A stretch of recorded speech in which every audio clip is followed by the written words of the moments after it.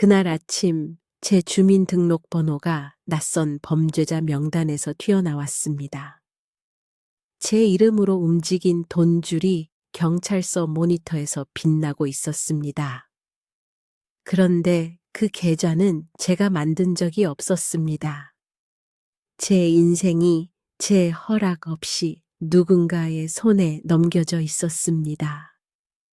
저는 그제야 한 집안의 평범한 어머니가 아니라 누군가가 입맛대로 쥐고 흔든 표적이 되었다는 걸 깨달았습니다. 저는 64세 박정희입니다. 남편을 일찍 보내고 혼자 아들 하나 키워내며 살았습니다. 아들 영수는 손재주가 좋아 소규모 인테리어 일을 시작했고 결혼해 미정이라는 며느리와 손자를 제게 보여주었습니다. 저는 그 아이가 처음 제 손을 잡았던 날의 전을 아직도 기억합니다. 그래서였을까요? 집을 팔고도 남은 목돈을 은행에만 묵혀두는 대신 아들이 안정된 보금자리를 마련하자고 하기에 전세를 택했습니다. 며느리의 먼 친척이라는 사람이 알아봐준 집이었고 이자는 없고 집은 반듯하다고 해서 저는 어지간한 경계심을 내려놓았습니다. 저는 그때 몰랐습니다. 전세 계약서에 제 도장이 찍히는 순간부터 제 이름이 다른 누군가의 작업대 위에 올라갔다는 사실을요.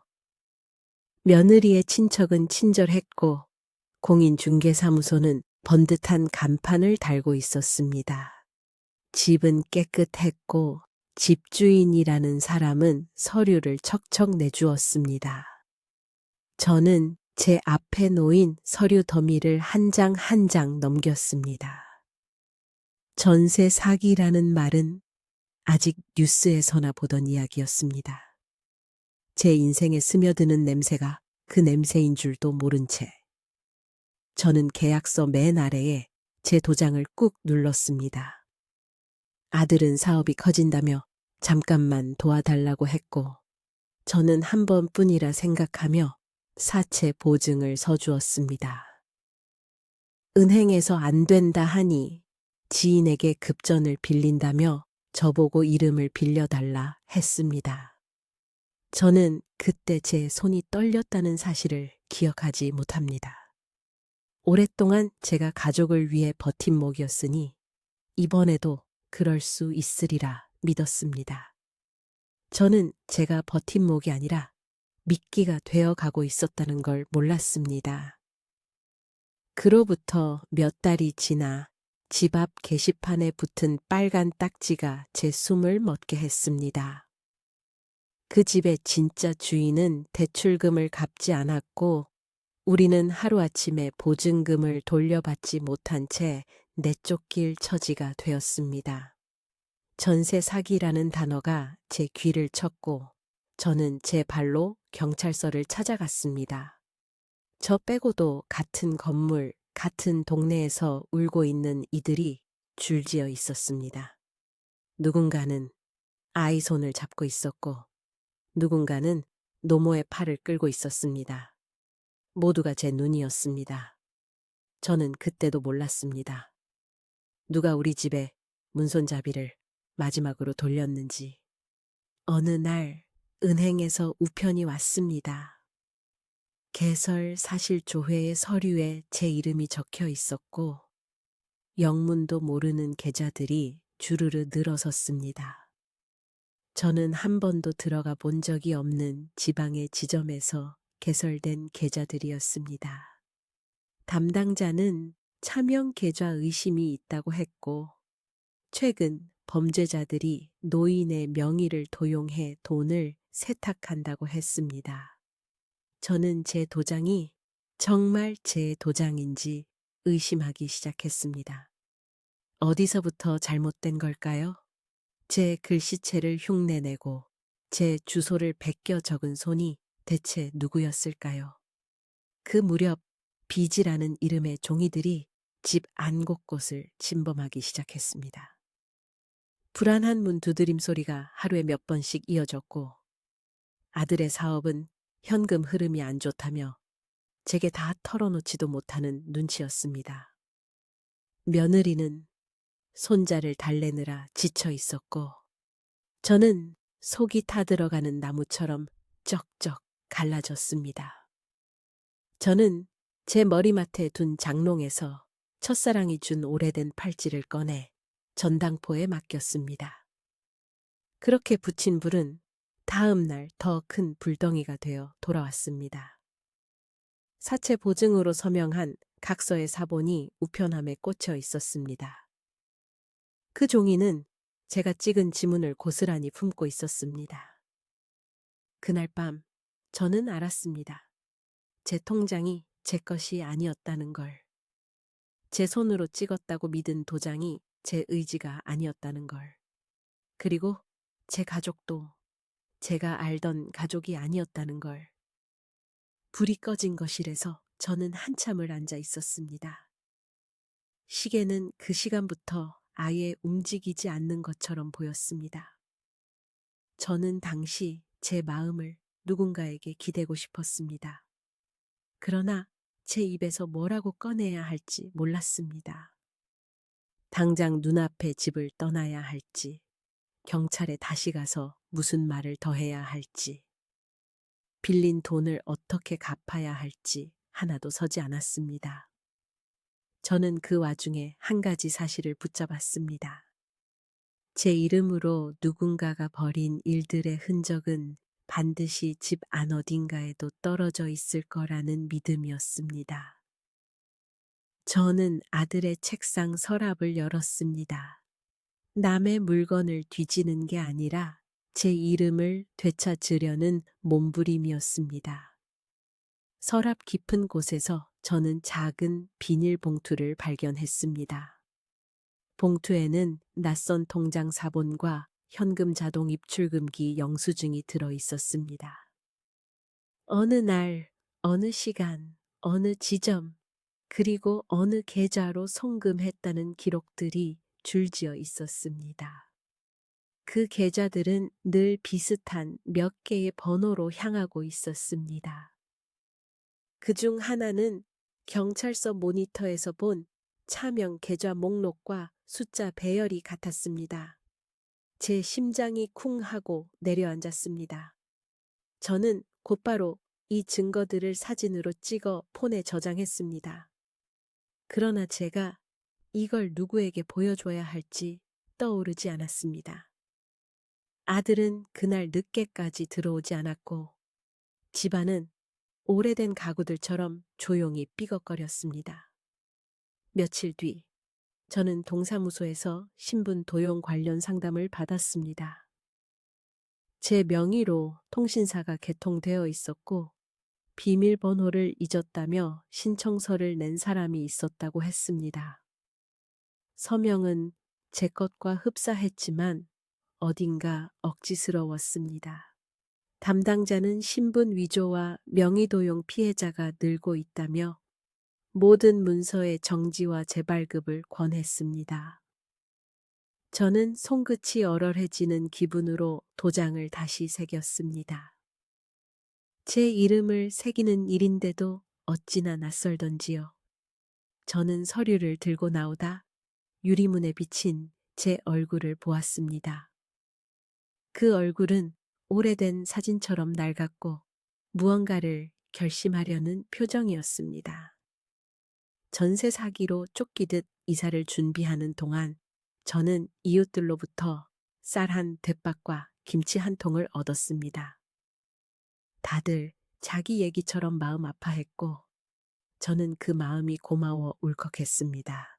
그런데 같은 동 피해자 중 한 분이 제게 귓속말처럼 슬프게 말했습니다. 그분도 전세를 소개받은 사람이 며느리의 친척과 같은 성씨였다고 했습니다. 저는 그 순간 제 몸이 얼어붙는 것을 느꼈습니다. 모든 실타래가 하나의 매듭으로 향하는 것만 같았습니다. 저는 며느리 미정을 의심하기 시작했습니다.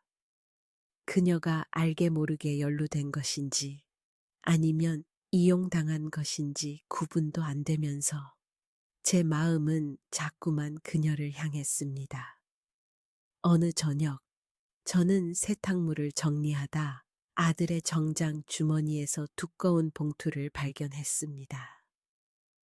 눈에 익지 않은 로고가 박힌 서류였고, 봉투를 열자 차가운 활자들이 제 눈을 때렸습니다.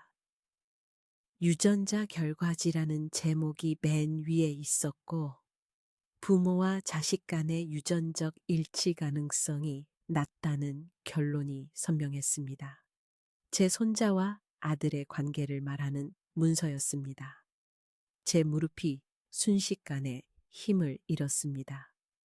저는 바닥에 주저앉아 오래도록 숨을 몰아쉬었습니다. 그 문서는 우리 가족의 시간을 산산이 깨뜨릴 쇳덩이처럼 무거웠습니다. 그날 밤 저는 생각의 수렁에 빠졌습니다. 아들이 이 문서를 어디서 왜 받았는지, 며느리는 이 사실을 알고 있는지, 손자는 대체 누구의 품에 안겨 있어야 하는지, 저는 어떤 표정을 하고 있어야 하는지 도통 알 수 없었습니다. 저는 문서를 서랍 깊숙이 밀어넣고 손자의 이마에 입을 댔습니다. 아이는 아무것도 모른 채 곤히 자고 있었습니다. 저는 제 가슴 속 어딘가가 갈라지면서도 반드시 이 꼬인 매듭을 풀겠다고 다짐했습니다. 혈연의 굴레가 무엇이든 지금 당장 필요한 건 진실이라는 확신이 들었습니다. 다음 날부터 저는 조용히 움직였습니다.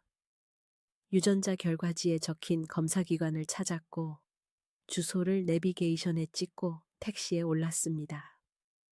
건물 앞에 도착하자 간판은 있었지만 불이 꺼져 있었습니다.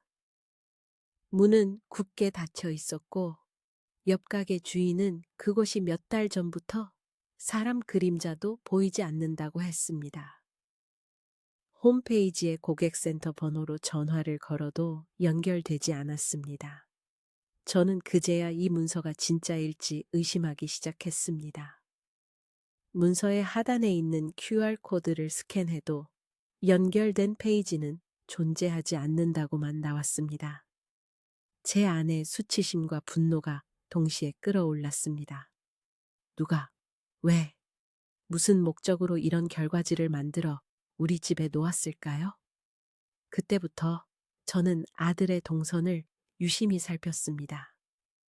아들의 방 한켠에서 보조 배터리와 함께 숨겨져 있던 낡은 휴대폰을 접하게 된 것도 우연이 아니었습니다. 휴대폰 안에는 사진과 파일들이 있었습니다. 익숙한 엘리베이터, 낡은 ATM기, 그리고 검은 모자를 눌러 쓴 누군가가 화면 한가운데에 늘 있었습니다. 프레임 밖에서 찍은 듯한 사진들 속의 사람은 아들의 운동화와 같은 신발을 신고 있었습니다.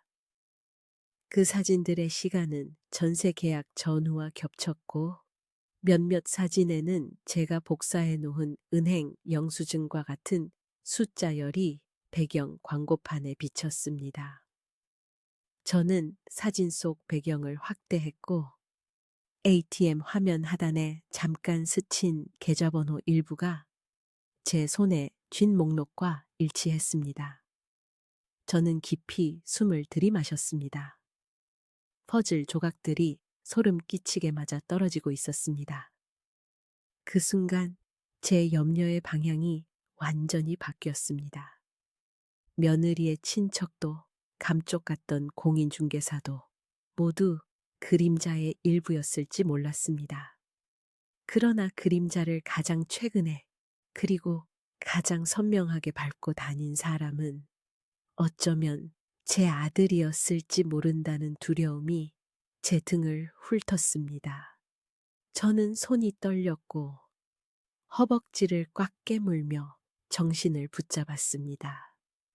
어머니로서의 마음과 상식인으로서의 마음이 부딪혔습니다. 제 질책과 변명들이 머릿속에서 뒤엉켰고 저는 한참 동안 아무것도 못한 채 앉아 있었습니다.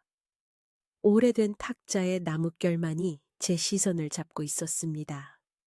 그 다음 날 저는 용기를 냈습니다. 경찰서 사이버 수사팀에 예약을 잡고 제가 모은 모든 자료들을 내밀었습니다.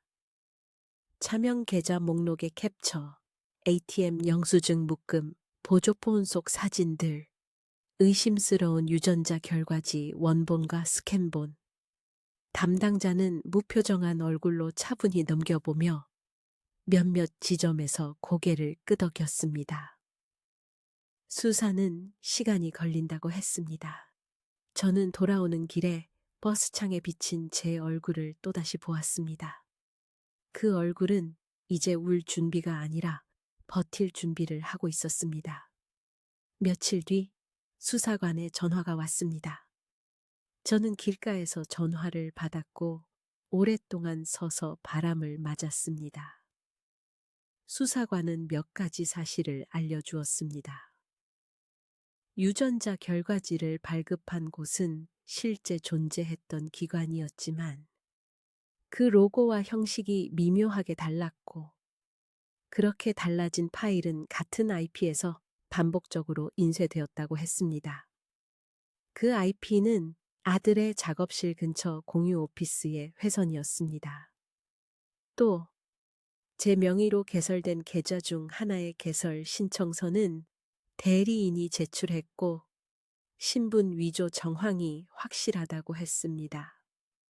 CCTV에는 모자를 눌러 쓴 남자의 옆모습이 찍혀 있었다고 했습니다. 저는 숨을 멈추고 다시 천천히 쉬었습니다. 제 몸이 크게 뒤흔들리기보다 아주 조용히 기울어지는 느낌이 들었습니다. 반전은 거기서 시작되었습니다.